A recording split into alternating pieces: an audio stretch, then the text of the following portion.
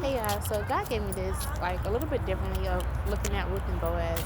And then I'm also going to read what I Googled because I had to Google this message. God gave me last night, but I had to Google it and I was sitting with it, and God was like giving me different ways of seeing it on Boaz and Ruth and I'm like, she didn't make the first move, but then God was just showing me because last night he was like, Ruth made the first move. I'm like, no, she did it. But yeah, I'm going to just read this, okay? Because there are a lot of people that's on the kingdom spouse journey that God has really been showing me that are hurt, that's confused, that don't know, okay, did they wait too long? Because there are people that has been on this journey for 6-10 years, and they have y'all waiting, and God has like literally been exposing people to me that that have been pregnant, and that's talking to y'all about kingdom spouse journey, and those who are talking out of their emotions. So some of y'all, God done told y'all to like get ready for replacements, get ready for new love, but y'all are holding on to the person that he showed y'all when they were just an assignment. I don't know everybody's story. No, Clea. I don't know every.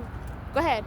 No. I don't know everybody's story, and everybody is different. You gotta hear God's voice. That's why it's so important that y'all know God's voice, not just listen to these videos and the people talk. Stop waking up to go, I'm going through this, or you're agreeing with everything. Stop putting yourself in agreements that has nothing to do with you, that God never even ordained for you. So therefore, like, I'm gonna read this because this is what God put on me, was giving me last night before I was going to bed, and I'm like, okay. So it says that in the biblical account, the relationship between Boaz and Ruth is characterized by a combination of Boaz's protection and Ruth's strategic positioning rather than a traditional chase. So everything we know right now, God isn't doing traditional. God is doing things out of the box. And don't put God in a box when it comes down to kingdom marriages, because God wants people to see him. God wants people to love. There are people that want marriage, but because of what's going on, their hearts being broke on both ends, that listen, y'all don't want to get married, y'all just want y'all little fix and whatever it is, and y'all go with the flow, or y'all rather just stay single, be a bachelor or a bachelorette and live your life and do that. But that's not what God has for you. God is like, no, there's kingdom work, there's kingdom marriages, there's businesses, there's generations that need to come from y'all, and this is why God is doing what he is doing out of the box. So don't put our Father in the box. So it says Ruth initiated the present strategy. At the direction of her mother-in-law, Naomi, Ruth deliberately placed herself in Boaz's presence to signal her availability and desire for him to act as her kinsman redeemer. Most people would be like, oh, y'all just want attention, y'all reaching out to that man, y'all doing this. But sometimes, whether you understand what God is doing or not, like, just be obedient unto God. If God say, hey, ask that man out on a date or reach out to that man, just do it. Whether you understand it or not, just do it, and just allow God to lead you, because a lot of us don't have people in our corner to direct and guide us like Ruth did. Ruth had Naomi. Some in this season, if you don't have anybody, I said no. God is going to be your Naomi. God is going to be the one that's directing you. That God is going to be the one leading your steps. So whether people call you different names or whatever, try to persecute you or say stuff about you, it doesn't matter. You be obedient to God. You put yourself in that man's presence. You position yourself, and sometimes God will position the woman right now. Like right now, God is establishing his daughters to make sure that before that man even come into your life, that you have everything that you need, whether he got to move you to a different state or city, because that man may not be in that state. So God may position you with a new job, a new career. You got to move on faith in this season more than ever. And then it says Ruth initially chose to glean in Boaz's field to provide for herself and Naomi. So therefore, so listen, ladies, so you can provide for yourself. God is going to tell you. This is why it's so important. You can't just listen to the voice of others and think that what their message is correct, because God sending people, and so is the devil, and it's to keep you bound and confusion and on a journey that you was never meant, or holding on to the wrong person, where they say, oh, God could tell you that he's replacing you, but then you hear another message, oh, God not replacing. This is why you got to know God's voice from the voices of the enemy. Ruth initially chose to glean in Boaz's field. God is going to move you so you can make sure that you have what you need for yourself in this season. A new place. God's gonna make sure that the bills is covered. You just gotta keep yourself in God's presence in this season. The threshing floor. Naomi later instructed Ruth to wash, anoint herself, go to the threshing floor where Boaz was sleeping. Ruth's act of uncovering his feet and lying there was a cultural recognized request for him to take her under his protection through marriage. Whatever instructions God give you, because I don't know what God gonna give you. Whatever instructions God give you, you take it and run with it. Not what the people say, but you take what God say. Don't question it. God, I trust you. If you're going to lead me, you're going to have to go on faith in this season. Allow God to direct your steps. She followed and was obedient. No matter how crazy it made her look, she followed. All right, Naomi, I'm going to do this.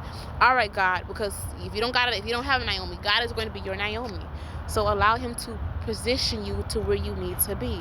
There are kings looking for their wives, but then like what God put it on me too with Boaz, there are certain men on, like I'm like, okay, well if Ruth made the first move, like, because the world tells us that you're not supposed to chase, or women ain't supposed to do this, and the man is supposed to come after the woman and pursue her first. Like the woman can't do anything.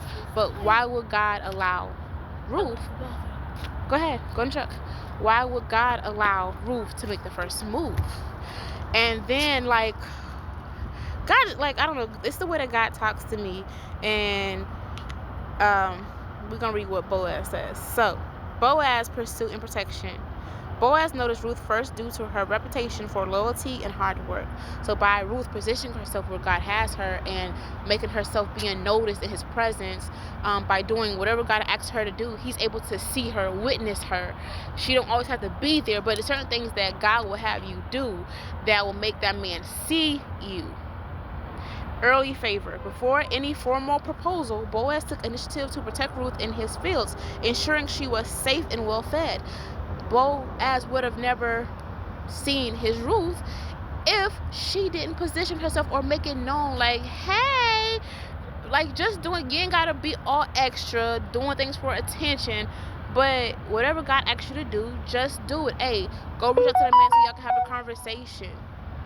And then it says legal action. Once Ruth made her intentions clear at the threshing floor, Boaz immediately pursued the legal right to marry her by negotiating with a closer relative who had first claimed to the redeemer role. The chase concept. Many modern interpretations suggest that while Boaz did not chase her in predatory sense, he responded to the opportunity Ruth created by making the first move. Ruth is often viewed as having positioned herself rather than having chased a man. She didn't chase him, she made it known on the intentions. She did whatever God told her to do by using Naomi. She was led. So ladies, be led by God and everything. And then like I was like, okay, God, if she made the move, like I don't know, just this is just me talking to God. I'm like, okay, so if she made the first move to be seen by Boaz, like why would Boaz try to, like, this is me talking. These are my story thoughts. I'm like, okay, so when you go to Boaz's history, his mom was Rahab. So you never know what Boaz is going through. Most men are afraid to be vulnerable. Most men, don't want to reach out. God has told some of these men that this is your wife, or this is what I got for you, but because of their preference and what it's looking like, they not doing it. So God has to make it very, very clear to them by allowing them to be by allowing Ruth to position herself to be seen and not for show. I'm like, I know he probably like, okay, she getting on my nerves, like why she keep putting herself in presence. But the more that God is allowing Ruth to be positioned, he's watching her, and his insecurities can leave, like, okay, she's different, like, okay, he's noticing by her doing whatever God asked her to do, he's able to see something different. Whether it gets on his nerves or not, he's able to see something different. That her neck pain, he sees, like, okay, now all women aren't the same, because you never know what he's going through in his background. Most men don't have fathers. Most men are going through a lot. Most men have been broken and torn down to where they don't even know their identity. So allowing Ruth to be positioned where she needs to be she's able to, as the light that she truly is. She's glowing, she's radiating, because she's walking in purpose. She's doing everything that God has asked her to do, even if it seems confusing, even if it don't make sense. Yet I'd rather be obedient. God would want you to be obedient, no matter how crazy it seems, no matter what, and whatever they do on their end because of their own insecurities and their shame and their guilt. God is going to fix it. God is going to work on it. God didn't rush this. God didn't, try to force it. He put her in position. Whatever it is that God is telling you to do, just do it and let God work on the rest. Take this message to God. This isn't a message just for you to, take it and run with it. Oh yeah, that's my person. No, God, the person that you have for me. And if you saying that you got somebody better and greater, help people to let go and not hold on longer, wasting years because of others who have actually missed their promise because of their own disobedience, and now they want other people to miss their promises. So God, please close every door, every covenant, every agreement that these people have gotten themselves into, and being on journeys that they weren't supposed to be on, missing their person and their opportunity because of others. I bind up and rebuke every demonic force on this journey in the people, and I lose peace, stability, joy, true love, God's love, and that y'all hear and that y'all receive God's goodness and God's mercy and God's grace, God's forgiveness, that you see yourselves worthy, that you know that you're more than enough, that as God is building you up and positioning you, that you know that you deserve his best, and it doesn't matter what your past or your history, of your family background, that you deserve what God has for you regardless. God chose you. You are amazing. You are wonderfully and fearfully made. You are worthy of love, and you're worthy to be loved. So don't allow fear to hold you back because of what somebody else done to you. Don't allow fear to hold you back that where you don't want to move, Ruth, or where you Boaz, where you don't even want to pursue the person that God is saying that's your wife. Like, y'all gotta let go of certain things so you can have the fulfillment that God has for you. We all deserve God's best. Yes, fear come in and you don't want to be hurt. You don't want to be betrayed. You don't want to give your all and second guess it and your time wasted. But when you trust God and you led by God, nothing is going to go in vain. So whether he's replacing or bringing somebody back, or it's new love, someone you ain't met, like, just trust God in the midst of it all.